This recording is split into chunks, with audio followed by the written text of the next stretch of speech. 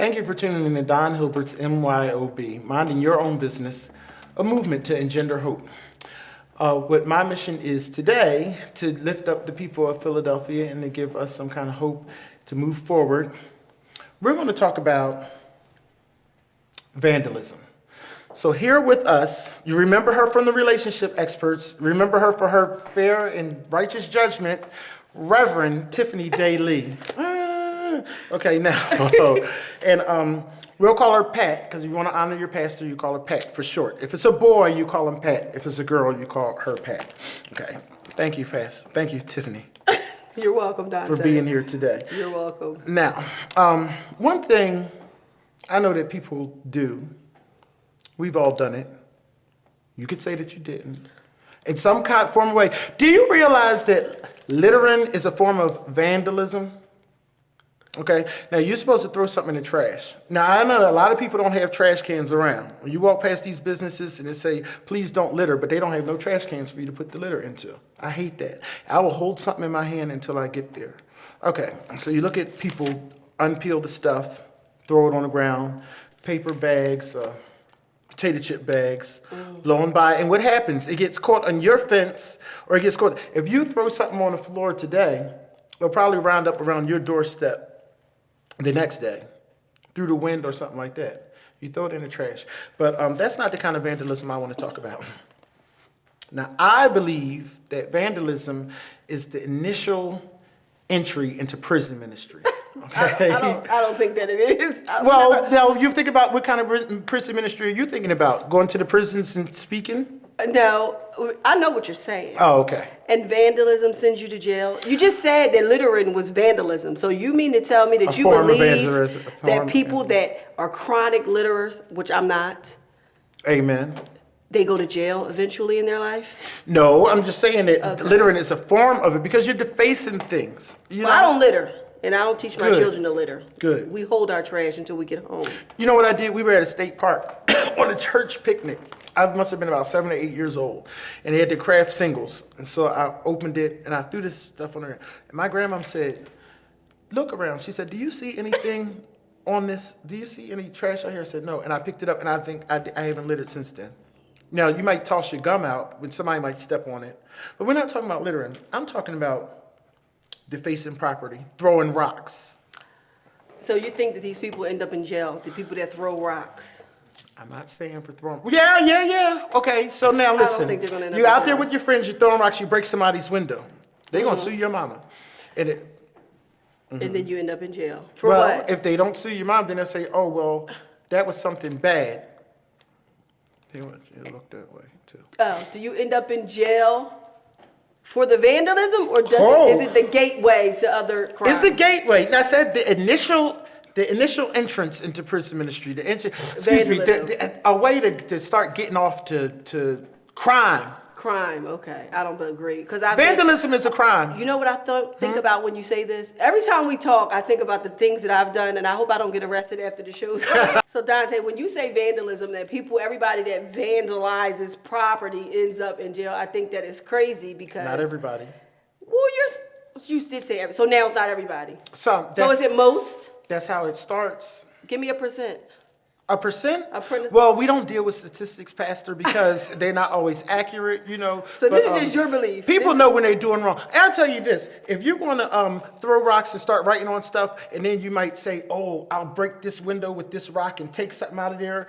Well, that's theft. You didn't really... But it started by breaking something. Okay, so let me tell my story. Yeah, what did you do? You know when you have a boyfriend and you think he's cheating, when you're young and you're crazy, and you go over his house and you get your ice pick and You what? You take all his tires out. Oh, the tires. And you send a brick through the back window. Vandalism. Somebody may have done it. May have been me, may have been somebody else years ago. I don't know. But they're not in jail. Well, was the boyfriend maybe scared to call the cops? I just asked you, did they go to jail for the vandalism or did they go to jail for something else? Well, I tell you, okay, if you or somebody hypothetically saying, if somebody did something like that, because maybe somebody, and not me, but somebody around, maybe back in 2005, backed up their car 8 times and drove into another one, and probably is still on probation till this day. For that? Vandalism. Oh, excuse me, criminal mischief. Oh, wow. Not me, but I'm just saying, just Somebody you generally. know? I don't even know them. But Oh, okay. someone I used to know. I don't think vandalism is the gateway to jail. I disagree. All right, well, agree to disagree, but Yes. I wanted to. So, somebody's gonna spray paint on your door, your Delaware County home. Oh, don't tell them people where I live. Oh, well, Dante. we'll blank that out. Pull up all your flowers.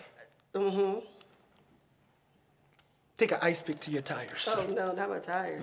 Then what? Do I know? What Are am I you gonna looking do? for the video, or are you calling the I cops? want to call the police. And what do you expect them to do?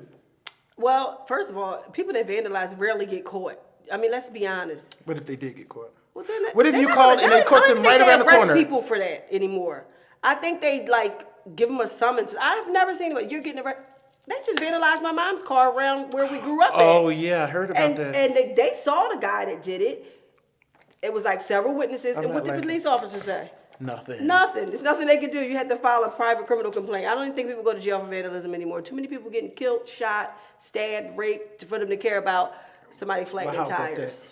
Okay, so now if they don't end up in jail for it, it's still not nice. Well, that's Now, true. We okay? can agree on that. Yeah, we can agree on that. Yes. And then we can agree that maybe not ending up in jail, but if they want to vandalize things, think about your community, okay? A lot of people get discouraged if they live in the hood. All right, or the ghetto. And personally, I love the hood. I can't see myself anywhere else because the people, it's like that family. What's coming up, they call them names, but the people that maybe use drugs often during the day, or whatever, they hang outside a lot. Yes. And those were some of the nicest people I knew And they every still day. are. They They are wonderful They people. still And are. they come in. One day I didn't have back when I smoked and I wanted a cigarette. And I said, I don't have a cigarette. They put their change together. Gave me a little change to each other to buy a loose cigarette. So I'm So not. they helped you kill yourself. Am I dead? And they were the nice people. Did I die? No, I mean- well, did I help them kill themselves then too? Because if you give them It goes into the whole vicious cycle. you employ them, you let them clean your stoves. Oh, Dante. Well, so There's no evidence. I Of what? employ people that need jobs. There's no evidence that the people that I employ are drug addicted. you gave them money. What does that mean? You helped them kill. So you're saying they helped me kill myself because they gave me. Well, anyway, they were being very nice to me. Yes. Now,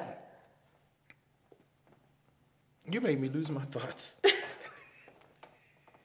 Now, we throwing rocks, cutting, writing on walls. Then you wind up running from the cops. Now, this is the thing. Now, this is a true story. I know a The whole child. scenario. I know a child who the cops brought them home because they were throwing rocks. Did they go? No, well, they were really child, but I think that was a warning. And see, this is where I get this from, and I'm in all seriousness. Things like that, and it's like I feel like they see you coming. For a prime example, down South Street, and this is what made me want to start this show, and what created the urgency for this for me. Okay. In July, sitting on my couch, giving God the glory, minding my own business, and all of a sudden, I see on the news where the kids are running into the Walgreens. What do you want there? Do you need potato chips? They were Get some- looting? They were looting. I They were remember that. vandalizing. I remember And so then a week later, you see the cops beating them down. People had different views on it. Well, they shouldn't have. The cops shouldn't have attacked them. But then they're on 10. The cops are, or whoever, law enforcement or business owners, because they think this is what's going to happen. So to prevent it, they take those preventive measures. When it's all avoidable, I feel it's avoidable. If kids want to, I think they have rooms now. Rooms. Rooms to I'm not sure. No, yes. Well, basically, they have rooms where you could beat up cars and you could just I take have all never your. heard of that. Yeah, I saw it on What kind of something. stuff is that? You could take a glass and throw it across the room, and you could take a bat Or and rage beat a room? car. Is that what it's called? Something That's what like it should that. be called, a rage room. Baby, that's what it's But called. that sounds like that's promoting anger. I don't like that. Well, it's giving you an outlet to promote anger. I think I used to like to squeeze bread in the supermarket. That's vandalism, and that's costing the people money. But I used to like to squeezing bread. Well, I mean, it was just so soft. Or the meat, you walk by and you poke your finger in it. See, you were a mischievous child. Why would you want to do something Well, like that? at Like, least what I was your poking goal? bread and not And poking people. But that was the next thing, huh? See, that's what we're saying. Yeah, we're getting Just like, somewhere. you know what they say Huh. about serial killers? I don't know if you ever heard this, that people start out by that killing kill small animals, animals. right? And then you think about the people that you grew up with that used to terrorize cats and stuff, and then I'm thinking, is this person a serial killer? You know what I'm talking about, too. I think they in jail. Case closed. Okay, so You might be some truth to that one, but I don't think vandalism. I mean, I think it's such a broad spectrum. Maybe I should have Googled vandalism before I came in. But I feel like, okay, and then you get a thrill, and you break something, and you see it's in there, you grab it. Then suppose you feel like you see somebody's pocketbook and you want to snatch that. Are they still snatching earrings or pocketbooks? I don't know if people are snatching pocketbooks. I think people I don't know. It all goes back to, in a previous episode, we discussed with the Human Resources Director about getting jobs and obtaining employment if you need money to start your own business, whatever you want to do, so that you don't have to do these things. And what I saw them going in the Walgreens, taking potato chips. That was the one thing that I saw. I don't think they have to take potato chips. It's just something that they want to do. Because a lot of kids that do these things is what I always say, peer pressure. They get with a bunch of fools that want to do foolish things, and they follow behind them, and they got 20 bags of potato chips at home. I don't think they were hungry for potato chips. It was just something to do. And then my thing is, where was your mother? Like when we were younger, we couldn't be out looting the Walgreens because my mother knew where I was at all times. So where's your mother? Like my kids can't be looting the Walmart because I know where they're at. The Walmart. Or wherever. Like, it's not, have some type of control over your children. Just don't let them just do whatever they want to do. I see you later at 12. No, like, where are you going? Who are you going to be with? How long you going to be? So, again. Well, we understand. I think when we were teenagers, we did the South Street thing, and it's a whole different generation now, and you realize that now, because you have just children in basically two different generations. True. So it's basically we're the grandparents. God. No, wait a minute, hold it. I have a friend who I went to high school with, and she has a baby. She has a grandchild. Because no, she does. Nobody. That's not a bad thing. No, we are not grandparents, okay? Well, we're in that generation. We are not in the generation. I don't know anything about what Neither one of us is even 40 yet. How are we in the generation? How old do you think grandparents are? Grandparents better be 40. My mother wasn't a grand. Let me think about it. She was 40. Yes. Well, okay. So you think a 35-year-old is a grandparent?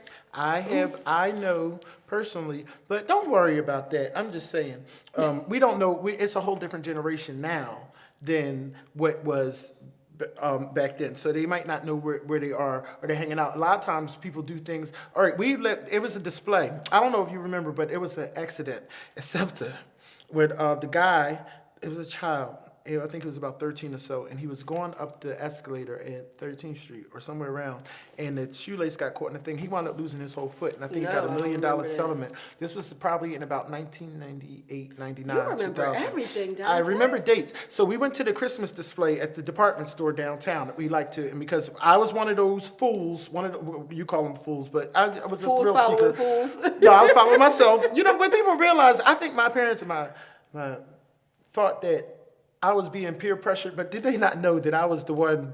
I had these bright ideas, But anyway, we were talking about whether to debate it, and it was an older lady on the escalator with us, and I wanted to prove to her that you can't get your shoestring stuck in the thing. So I untied my shoe, and the one shoestring got caught, but I was able to pull it out. But them escalators are really powerful. I'll tell you that much. And so, so you almost lost your foot? No, I think I messed up a really nice shoestring. But besides that, what I'm saying is, I got into. This is something that, for what reason did I do that? Just the question you need to ask yourself. Exactly. Don't ask us. So the other kids are not asking each other, but they're not losing their feet. They're just doing stuff. And not to come down on these children and teenagers, young adults, people are brilliant. And unless you are really have a mental impairment, even some of those people are bright too. Talented. Very, very, very talented. And that's one thing that this show is no matter what you do, you may have done something stupid, you may be doing something stupid right now, but you could do anything that you want to do. And my grandma used to say, where there's life, there's hope. You know, if you have life and you want to change something, you could change it. If you want to do something bad, you could do something bad. And whatever choice that you make, you could find yourself in a better position. So what we're doing right now is talking about vandalism. We joking a lot about it or laughing, but seriously, because eventually, if you commit the right crime, and I think the only thing that'll hold you back is jail. The right crime? If you commit if you commit how do you put it? Well, I think you had a good point when you said that crime escalates. It doesn't. People just don't start out murdering people. They do. I agree that they might start with small petty crimes, and the next thing you know, because most of the time when you see on TV the person that killed somebody, this is not the first thing. They got like a rap sheet for like armed robbery and different things, and then it just escalates. But again, there needs to be an intervention somewhere in the in-between with the kids so they don't escalate. Right. I think the intervention, I think I mentioned this before, and you don't like the idea, but of having letters from jail or calls from jail, because eventually, don't criticize me. The right crime, what do you say? If you commit a crime that'll land you, if you commit the right crime, let's just put it this is how we talk, and you know it. I know. If you commit the right crime, you're going away, and that's about the only thing that can stop you from, if you're sick, you it won't can be stop healed. you because they in jail. Do you know that they are in jail doing drugs, smuggling drugs into jail? Seriously, like jail, some people are having the time of their life. It makes them feel better, yeah. You know, so jail is not stopping anything. They go in there and meet more criminals to sharpen their skills, so when they get out, they can really do now I understand that, but then I'm talking about not getting out. You know, and so what we have in this city is an epidemic of murder and killing. You know, even if they're not vandalizing or like doing it to be whatever you call it, some people might snap. You get really mad and you'll kill somebody. You know. I would like to think I wouldn't. You? But I'm licensed to carry.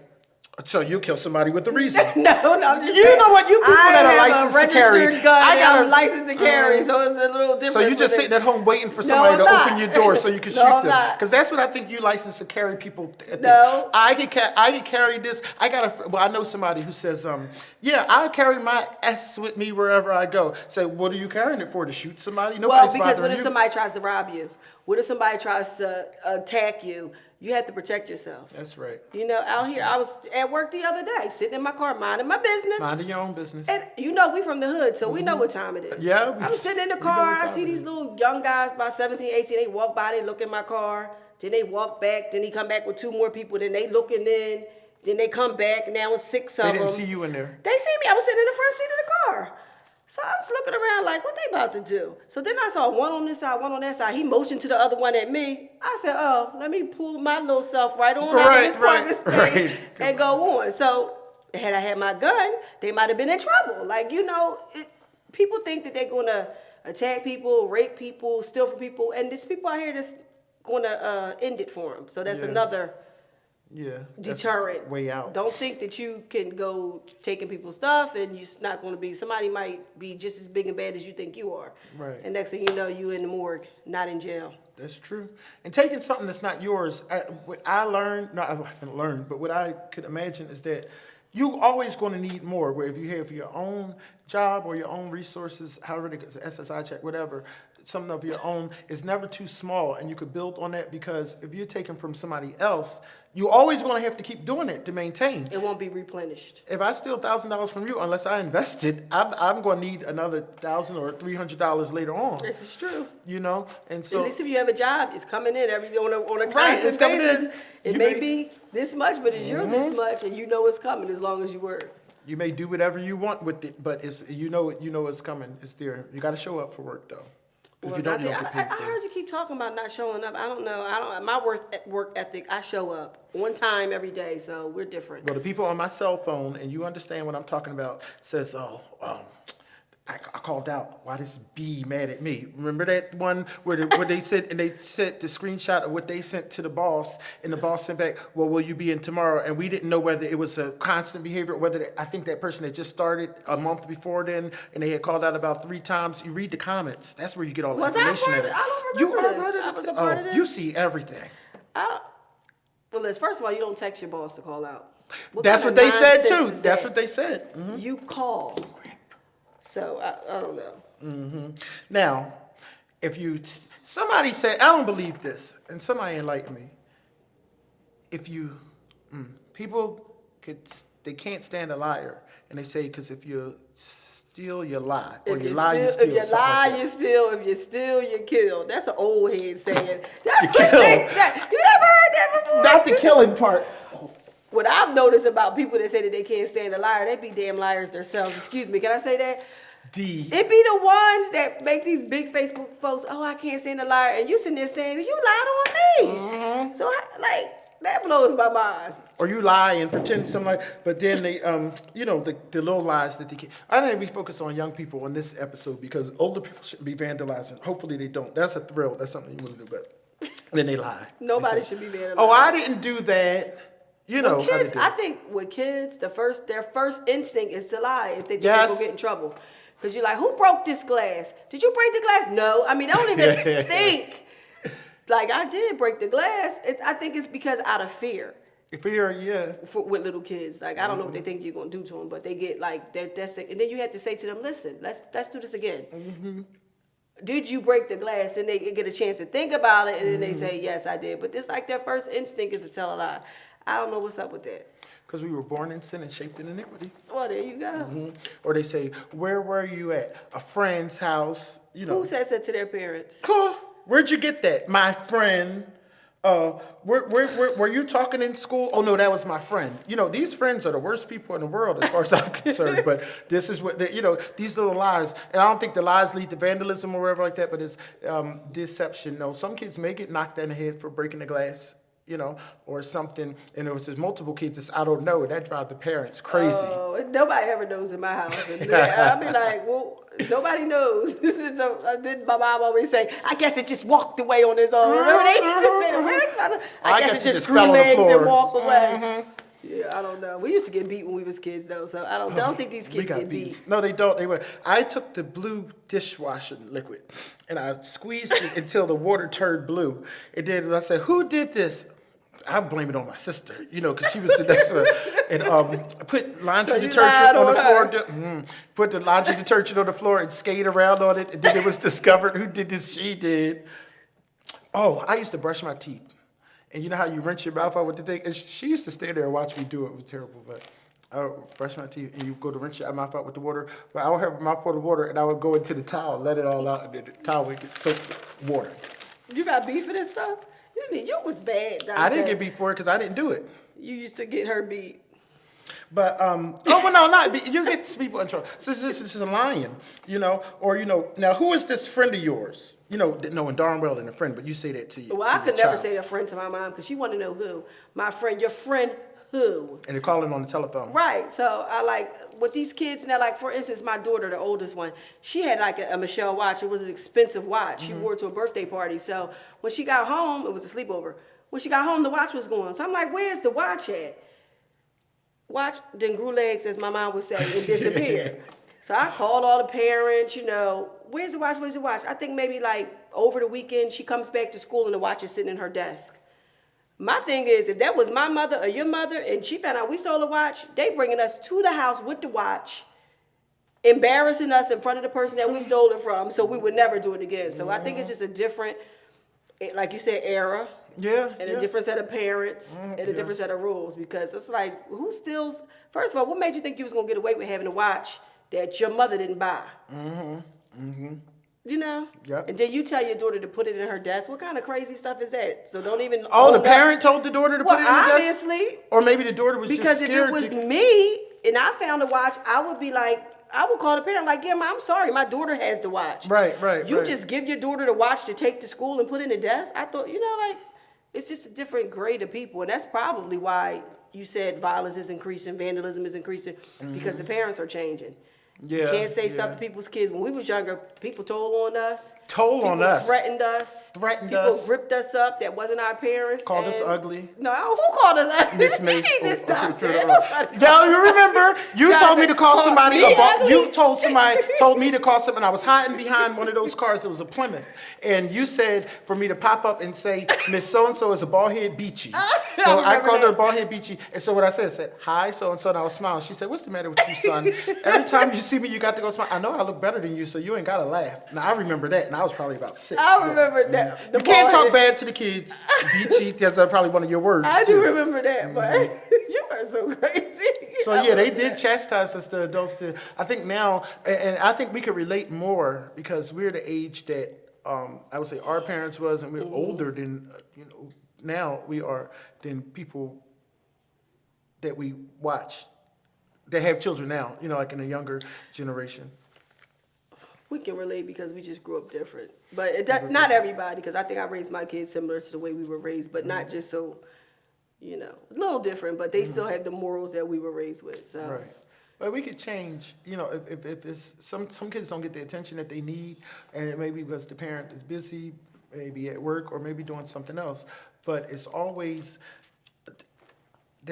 room for improvement and always time to do better. And this is what we want to drive home. It's funny. It can be funny, and then sometimes it not can be funny when you're in it. I remember we went to Redden. Remember those bus trips like the Redden churches? And my grandma bought me a watch. A watch. So that Tuesday, I went to some store and decided I saw these watches and I wanted to put them on. I just got one, right? And when I think back on it, I'm like, what kind of thrill was I getting? I got caught. So you were a watch thief too. That's what the story that think you do made me think about it. But you look back on that stuff and you think it's funny now. It was not funny then, because I felt like the dirtiest person in the world. But what I'm driving home is that everybody's gonna make some mistake, right, and do something, and you may laugh about it, you may not, but please don't do anything that's too serious. You don't want to affect someone else. Steal somebody's watch and make them miss it, and make their parents be sorry that they spent the money for it. You definitely want to take somebody's life because you didn't pay for it at all, and you don't want to end up in jail for the rest of your life. End up in jail for the rest of your life. For something that you did 15 minutes of your life, ruin the rest of your life. Now about littering. Because we want to keep our neighborhoods clean and keep our areas clean. I think we could take pride in our neighborhoods because it's just, even no matter what it looks like. I think that if everybody took accountability or responsibility for their own little property, my apartment had roaches in it and I just swept it. No, I didn't sweep it. I didn't clean it. But I was just so proud of that because it was a pride I took. So I walked in like I was going somewhere, and when I walked out, especially when my car was parked like right in front of the building, and I would walk out like I was living at the Ritz-Carlton or something, But what I'm saying is, no matter what your situation is, we could say this. You could think it's just coming from us. I'm not an actor, a paid actor, and pastor's not a paid pastor. No, so, I'm not. Well, she's an RN. So, but. We're all the same. We are all the same. And I can say that, can I? And we are all the same. We're all and the life same. can be what you make it, and you got to make good choices. That's basically what we're saying. Around all the jokes and the laughter. Yes. Just make better choices. Think before you act. Please, it affects all of us. And it's really, life can be a fun thing. Do I like waking up at 3:30 sometimes to go to work and coming home at 10? No, but it's just something that I feel I have to do. It's something I want to do, and it definitely keeps me out of trouble. I was listening to this song. I like to hear the Ikettes sing it. We'll talk about Ike Turner next time. That's going to be a good show. I like the Ikettes sing it, but it's actually a song that made popular by Sly and the Family Stone. It's called Everyday People. And if you listen to the words, they talk about different colors. They talk about fat people, skinny people, rich ones, red ones, black ones, white ones. But we are all the same. And I never heard a truer thing. I have in the Bible, but in songs, no. Pastor, Tiffany. Thanks for joining us. Thank you.